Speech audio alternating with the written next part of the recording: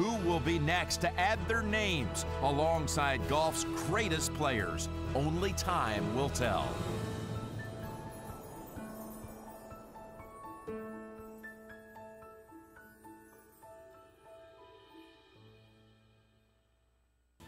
As you can see, the theme in Tiger Woods this year is the Masters. Road to the Masters is basically your create a player mode, but now with a common theme and goal in mind. You start off as an amateur, move your way through the PGA Tour, and eventually take on the Masters for that iconic green jacket. There are up to 25 events to complete, unfortunately some of which have to be purchased due to EA's common themed microtransactions, but nonetheless about the same content as there was last year. There are also what's called sponsors. Now, sponsors are sort of a neat way for you to unlock gear. Each of these sponsors has various objectives to complete, and you level your way up through each of these sponsors, and in turn unlock new gear to use. Clubs, hats, shoes, very similar to the gear that you used last year to improve your player's skills. Now, speaking of skills, you also have, as with last year, the skills that you level up through the experience that you gain through Road to the Masters mode, single player, multiplayer.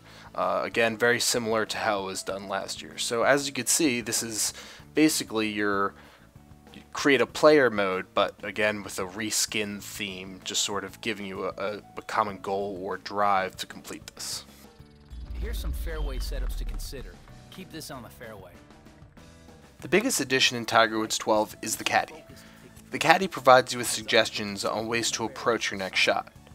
Now, while at first glance this may seem like a way to make the game simpler, it actually adds another layer of decision making, as the caddy won't always be right. As you make your way through each course, various objectives can be completed called course mastery. So these levels of course mastery have a certain number of objectives. So for example, it might ask you to get a certain number of pars during the course, a certain number of greens in regulation, things like that. Once these objectives are completed and you complete a level of course mastery, your caddy's knowledge of that course increases, and in turn increases the accuracy and effectiveness of his suggestions on that given course. So it sort of adds another layer of a leveling system alongside not only your leveling and, of course, as we saw earlier, sponsorship leveling, but also your caddy's leveling. So this 3-tier leveling system adds a lot of customization and objectives to complete as you continue your way through the Road to the Masters. Now, there are two kinds of gamers when it comes to sports games. The first, and more common, is the casual player who's looking to sit down and have a laid-back, quick fun time with the game. A more arcadey approach, if you will. And luckily, this game caters to them fantastically. The addition of the caddy, as well as speed play, which skips any further animation of a shot and jumps right into the next shot, as you've seen over the course of this hole, provides you with a way to sit down and quickly enjoy yourself through an 18-hole course. So for these type of players, the caddy system is pretty good. The speed play is, of course, for everyone. Let's be honest, we don't all want to sit there and watch animations. And of course, these type of players will be most likely at first playing in amateur mode.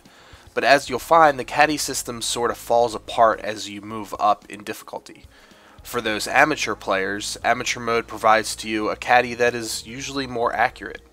So when you're approaching a shot, the suggestions he makes are usually pretty good. When you make your way onto the green, as you see here, the suggestion that he makes is spot on.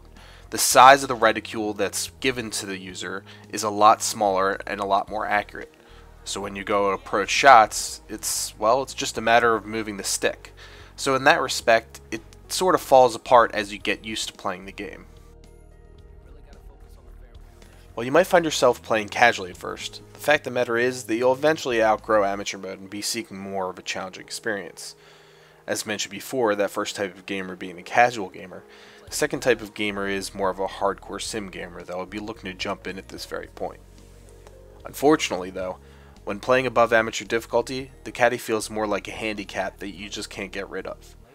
Essentially, the caddy system eventually feels like it is taking away from that challenge that players are looking for. Now, first, for those transitioning from amateur to above amateur difficulty, this might actually be a good thing as something called Focus is introduced. For those not familiar with Focus, Focus was a feature added in Tiger Woods PGA Tour 2011, which limited the amount of spin, focus, or putt preview that you could use. This feature was definitely something that provided both types of gamers with another layer of challenge and was a welcomed feature. Ultimately though, the caddy feels like nothing more than a way to address two things. One, new players feeling overwhelmed by the game and sort of providing them a way to transition them above amateur difficulty. And two, a way to speed up the game.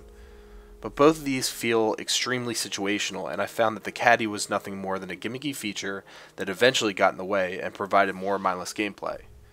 Now don't get me wrong, at times when I'm looking to just jump in and finish a round of golf, I enjoyed the caddy. However, a majority of the time I felt like he was holding me back from that challenge I'm looking for. The next addition to Tiger Woods PGA Tour 2012 is called Masters Moments.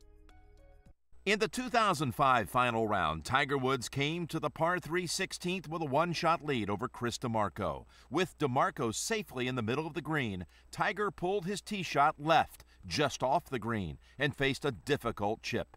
Using a little imagination, Tiger aimed 20 feet out to the left of the hole to take advantage of the sloping green to run the ball down to the cup. As the ball crept towards the hole, it appeared to stop on the lip, before finally toppling in for one of the most dramatic birdies in Masters history. As you can see, Masters Moments is a set of 9 unforgettable moments in Masters history. As with the Ryder Cup last year, this is somewhat of an enjoyable experience the first time through, but something you most likely won't revisit after you complete it for the first time. The experiences are pretty easy, bland, and, to be honest, extremely anticlimactic.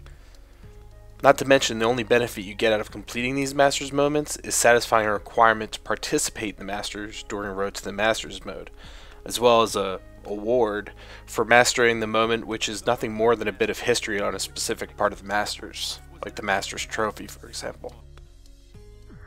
Surprisingly, that's all the new additions in this year's Tiger Woods PGA Tour 2012. Online remains the same, which is an extreme disappointment, as that is one area I feel they still need to innovate in.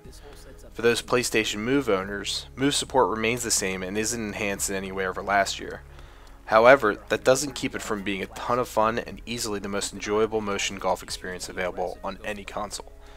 So when deciding whether you want to purchase this game, be sure to ask yourself what you're looking for and how you intend on engaging yourself in this game.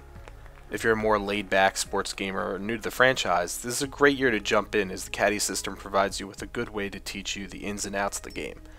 But if you're looking for a bit of a challenge and a more realistic experience, the additions in this year's Tiger Woods might not be enough for you. However, if you are a golf fan, Tiger Woods PGA Tour 2011 or 2012 are a must for your gaming library.